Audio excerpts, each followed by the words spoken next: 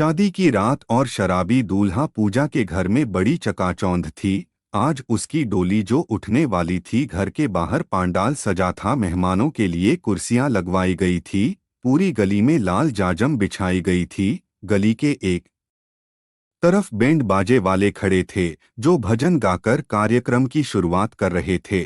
घर के दरवाजे पर चप्पलों में टेंट के कुछ बिस्तर पड़े थे जिन पर बच्चे कूद रहे थे। घर के अंदर छोटे मंदिर में भगवान के सामने कलश, फूल फल और पूजा की थाली रखी थी। महिलाएं सजी धजी इधर उधर जल्दी जल्दी में घूम रही थी। सैकड़ों मेहमानों के बैग रखे हुए थे। जगह जगह गद्दे बिछाकर लोग बैठे बातें कर रहे थे। इतने में कमरे में से पूजा एक बैग लिए निकल कर आई। मम्मी, मैं पार्लर जा रही हूँ, अपनी सहेली के साथ 8 बजे तक लौट आऊंगी। ठीक है बाय। मम्मी, सब सामान तो ले लिए हैं ना, तेरे मेकअप के और पहनने के? हाँ मम्मी, यह कहकर पूजा चली गई। पूजा के माता पिता ने बड़ी मेहनत से अपनी बेटी की शादी की तैयारियां की थी। एक एक चीज बेटी की पसंद की खरीद कर लाए। लड़का भी बेटी को दिखाकर ही फाइनल किया। वे दोनों तो बस अपनी बेटी को खुश देखना चाहते थे। शाम की 7:30 बज चुकी थी। बारात बस दरवाजे पर आने ही वाली थी। पूजा की थाली सजाने में पूजा की मम्मी व्यस्त थी।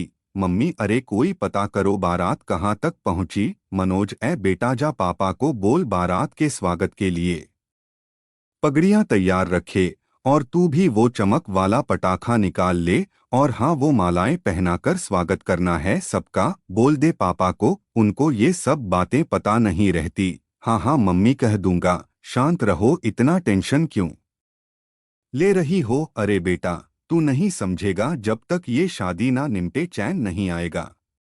तू जा जल्दी। हाँ हाँ जा रहा हूँ। सब बढ़िया होगा, मस्त रहो। एक सेल्फी ले अपनी, प्लीज प्लीज मम्मी। अरे अभी टाइम नहीं है, फोटो वोटो का? अच्छा चल ले ले। दोनों ने सेल्फी ली। अब भाग। बारात दरवाजे पर आ गई। सभी बारातियों का अच्छे से स्वागत किया गया। सभी कह रहे थे बड़े भले लोग हैं। लड़की के घरवाले भोलूराम जी कितना कुछ कर रहे हैं बेटी की शादी में। अरे पूजा कहाँ है? अभी तक आई नहीं। फोन कर बुला उसे, बोल के उसकी बारात आ गई है, पापा बुला रहे हैं। तभी पूजा कार से उतरी। लाल जोड़े में सर से पांव तक शर्म से भीगी हुई सबकी नजरें कार की तरफ घूम गई। अपनी सजी धजी बेटी को देख भोलूराम जी सुख और दुहक के मिश्रित भाव से गदगद हो गए। उसके करीब जाकर बोले, कितनी देर हो गई पागल, इतना क्या मेकअप करवा रही थी? पापा, मेरी शादी है, आखिर मेकअप तो करूंगी ना। ठीक है, अब अंदर जा। अच्छा सुन, एकदम प्यारी लग रही है। दोनों मुस्कुरा उठे। पूजा अंदर चली गई। बारातियों को घर के पीछे होटल में रोका गया था। दूल्हे और उसके दोस्तों भाइयों में बातें हो रही थी। राज, जो कि पूजा का दूल्हा था, उसके माथे पर तिलक और सेहरा खूब जच रहा था। वह एक मदमस्त हाथी सा लग रहा था। पान चबाते हुए अपने चचेरे भाई से बोला, यार नरेंद्र भाई, ये पान वान में मजा नहीं, आज तो अपना दिन है, कुछ बियर वगैरह मिल जाती तो मजा आ जाता। नरेंद्र बहुत ही शांत सुलझा हुआ और समझदार लड़का है। वह राज का हम उम्र भी है।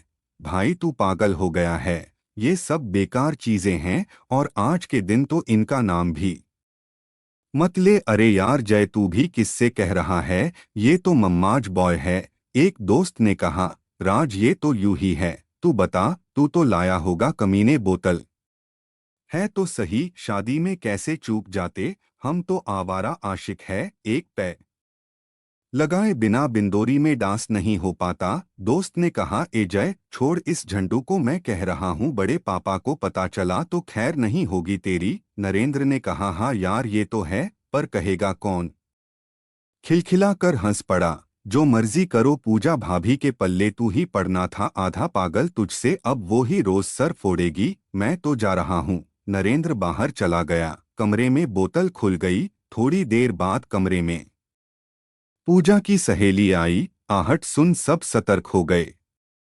जीजाजी कैसे हो आप? आपके लिए जूस लाए हैं, मैं एकदम फर्स्ट क्लास। आप सुनाओ? ठीक है। कमरे में बियर की बदबू से वह घबराकर बाहर आने लगी। इतने में राज के दोस्तों ने रोका। अरे अरे अभी ना जाओ, छोड़ कर के दिल अभी भरा नहीं। ये क्या बदतमीजी है, हटो सामने से जीजाजी, इनको समझा लीजिए। राज बोला।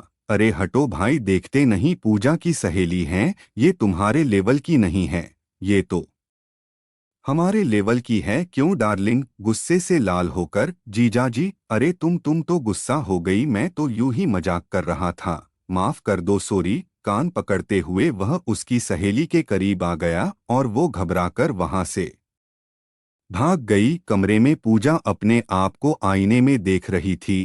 तभी मम्मी आई। चल मुहूर्त हो गया, आजा मंडप में, इतना कहकर माँ चली गई। पूजा उठने लगी कि उसकी सहेली हांफते हुए आ गई। पूजा पूजा रुक, मुझे तुझसे कुछ बात करनी है। वो राज शराब पीता है, मैंने अभी देखा। उसने और उसके दोस्तों ने मेरे साथ बदतमीजी से बात भी की क्या? लेकिन उसने तो कहा था कि वो शराब, मतलब उसने झूठ कहा। मम्मी खींचकर पूजा को ले गई। बाद में बातें करना, अभी चल। मंडप में जैसे उसे शराब की गंध आ गई। वह अनमने मन से बैठी। मन में कभी परिवार की बदनामी की बातें आती, कभी राज के साथ जिंदगी बर्बाद होना याद आता। अचानक बेचैनी बढ़ गई, हाथ पैर सुन्न हो गए और कुछ निश्चय कर खड़ी हो गई। मैं ये शादी नहीं कर सकती। राज ने झूठ बोला, वो शराबी है। और यह कहकर अंदर भाग गई। जय आश्चर्यचकित हो उसे देखने लगा, ठहर सा गया। सभी में फुसफुसाहट होने लगी, बात बढ़ गई। माहौल देखते हुए लड़के वालों ने पूजा और उसके घर वालों को समझाया, मगर पूजा ने एक ना मानी। भोलूराम जी सर पकड़कर बैठ गए। बारात वापस लौटना एक पिता के लिए मौत की खबर जैसा है, मगर बेटी को जानकर नर्क में कैसे भेजें? सब बर्बाद हो गया। पूजा की माँ, अब अपनी बेटी को कौन ब्याहेगा? मेरी तो किस्मत ही फूटी है। अब क्या होगा? मेरी बच्ची का बदनामी होगी, लोग बातें बनाएंगे। मंडप से उठ गई लड़की। धन धर्म सब गया, मेहमान खाना खा रहे हैं। क्या कहूँ सबको, ये शादी नहीं हो रही भाई, अपने अपने घर जाओ। उनकी हालत देख सभी दुखी थे। तभी नरेंद्र आकर बोला, आप बुरा ना माने अंकल, तो मैं पूजा से शादी के लिए तैयार हूँ। रिश्तेदार तो सब वही है, बस दूल्हा ही तो बदलेगा। किसी को पता नहीं चलेगा, कोई नहीं कहेगा कि बारात लौट गई। मैं इंजीनियरिंग कर रहा हूँ, नशा नहीं करता, राज का चचेरा भाई हूँ। मैं एहसान नहीं कर रहा, मुझे फक्र है आपकी बेटी पर जो उसने हिम्मत दिखाई। ऐसी लड़की पाकर मैं धन्य हो जाऊंगा। अंधा क्या मांगे दो आंखें, भोलूराम जी फफक फफक कर रो दिए। पूजा भी मान गई। उसी रात, उसी मुहूर्त में, उसी मंडप में नरेंद्र और पूजा शादी के पवित्र बंधन में बंध गए। कहानी पूरा सुनने के लिए धन्यवाद। आपको ये कहानी कैसी लगी मुझे कमेंट करके अवश्य बताएं।